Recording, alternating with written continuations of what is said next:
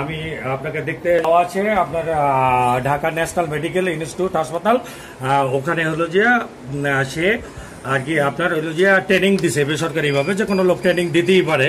তারপরে হলো যে জন্মসনদ এবং ভোটার আইডি, এটা আমাদের কোনো বিষয় না।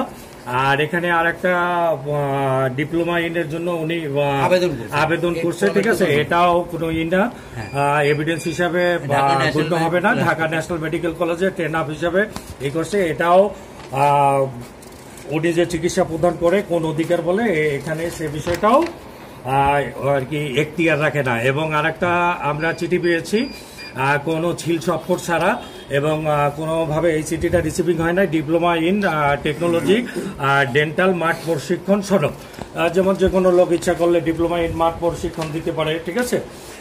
তো দীর্ঘদিন পর্যন্ত এই এভিডেন্সগুলো এবং এই কাগজগুলো ব্যবহার করে উনি 6 বছর পর্যন্ত রুগী দেখতে আছে, যেটা হলো যে অন্যায়, অনিয়ম এবং সবচেয়ে বড় অপরাধ বলে আমরা বিবেচনা করি।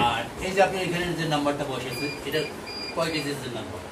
এখানে তো ভুল আছে ভাই, এটা বের করে দেখান তো। এটা তো আপনার কলেজ থেকে দেখাইছি, আমরা নিজেরা ইচ্ছা করে এটা করে নিব। না আপনার তো এই ডিজিটে 7টার উপরে আসা, 7টার উপরে আসে না, কোনোদিনও আসবে না। আপনি অনলাইনে মারেন, আপনার কলেজে মারেন। শুনেন, এটা তো আমি নিজে ইচ্ছা করে বলছি। আচ্ছা, অনলাইনে আপনি বের করে দেখেন। শুনেন, এটা কলেজ কর্তৃপক্ষ দিয়েছে, এটা ডুপ্লিকেট। এটা কলেজ কর্তৃপক্ষ দেয় নাই আপনাকে, এটা ডুপ্লিকেট কর্তৃপক্ষ দিয়েছে। এটা আমি তাহলে এটা ডুপ্লিকেট দেখান। আমি দেখি কলেজের সাথে আমি চ্যালেঞ্জে যাই। আমি অরিজিনালটা আপনি দেন। অরিজিনালটা আমি পাইনি। তাহলে হ্যাঁ, এই ডিজিটটা তো আপনার না।